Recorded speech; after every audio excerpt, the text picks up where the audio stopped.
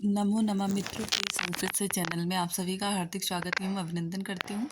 आशा करती हूँ कि आप सभी स्वस्थ होंगे, मस्त होंगे और अपनी आगे की परीक्षा में व्यस्त होंगे। और ईश्वर करे कि आप सभी को 2024 में आप सभी को आपका लक्ष्य प्राप्त हो। इसी शुभकामना के साथ आज की प्रैक्टिस सेट की शुरुआत करते हैं। आज की जो प्रश्न रखे गए हैं वो कारक से संबंधित प्रश्न है। तो चलिए हम लोग प्रश्नों पर आते हैं। प्रश्न संख्या 59। प्रश्न संख्या 59 कह रहा है, अनुक्त कर्म में विभक्ति होती है। अनुक्त कर्म में कौन सी विभक्ति होती है? तो अनुक्त कर्म में हमेशा द्वितीय विभक्ति होती है। ऑप्शन नंबर डी आपका सही होगा। चलिए अगले प्रश्न पर आते हैं। प्रश्न संख्या 60। प्रश्न संख्या 60 है कि कर्मणि द्वितीय सूत्र में इस सूत्र का अधिकार सूत्र, कर्मणि द्वितीय सूत्र में जो इस सूत्र का अधिकार सूत्र है वो कौन सा है? अनविहिते कारके कर्म प्रवचनीया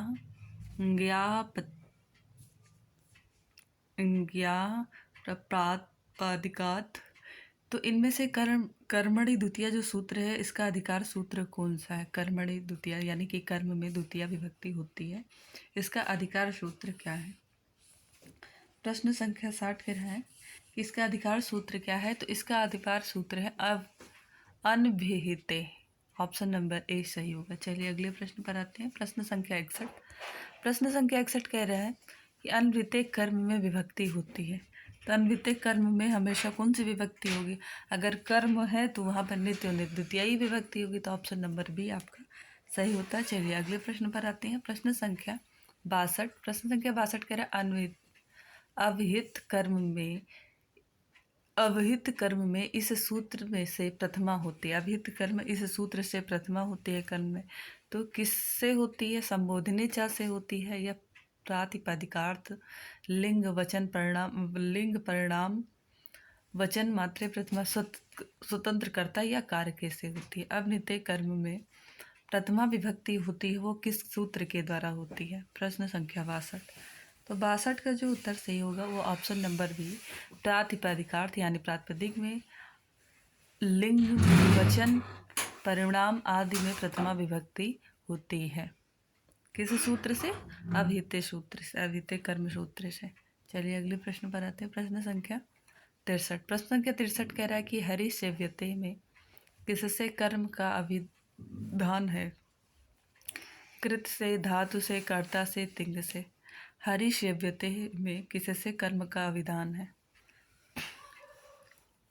कृत से, धातु से, कर्ता से अथवा तिंग से।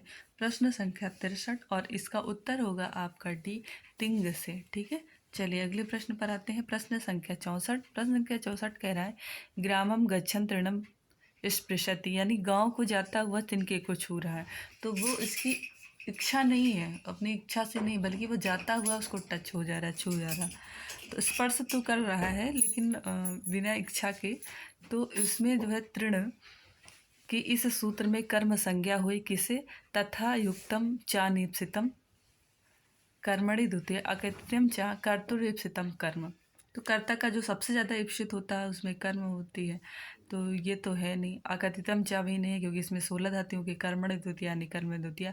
अब आपका क्या बच रहा है? ऑप्शन नंबर ए तथा युक्तम चा निप्सित यानी कि अनिप्सित में जब आप नहीं चाह रहे किसी चीज़ को फिर भी वो हो रहा है तो वहाँ पर द्वितीय विभक्ति। जैसे वो गांव को जाता हुआ तिनके छूना, उसका कोई जाना उसका जो है मेन लक्ष्य है, तिनके को छूना नहीं है, स्थित नहीं है तिनका, लेकिन फिर भी वो तिनके को छूता हुआ जा रहा है।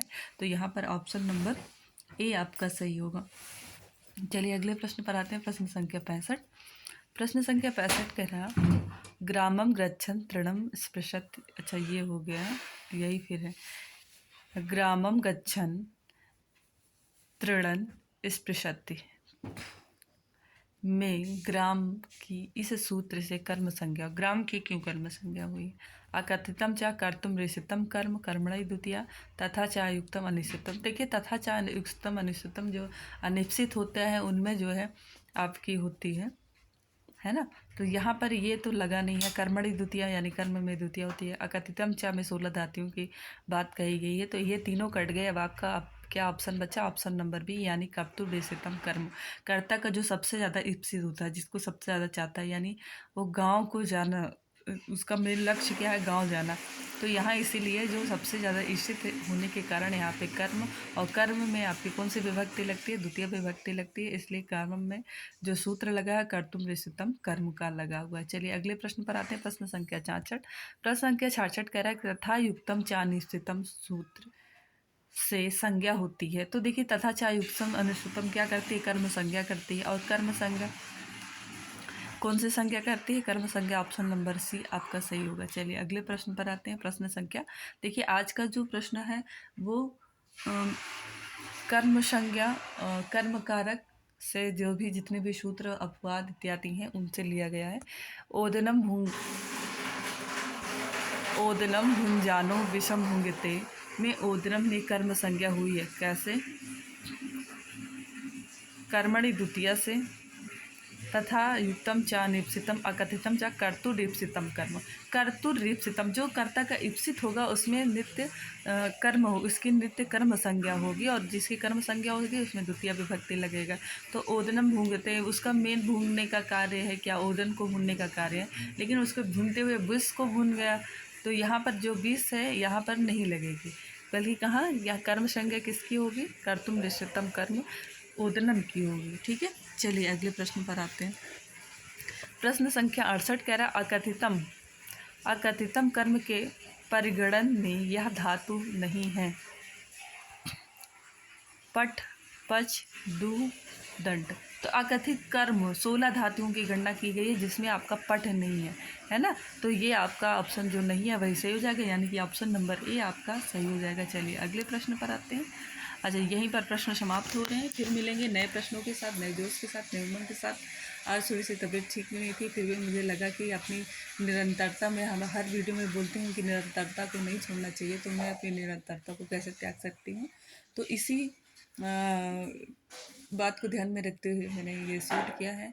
और थोड़ा सा यदि कुछ कमी रही हो आवाज़ में तो उसके लिए क्षमा, और चैनल को लाइक, सब्सक्राइब एवं शेयर अवश्य करें। नमः संस्कृताय, नमो नमः।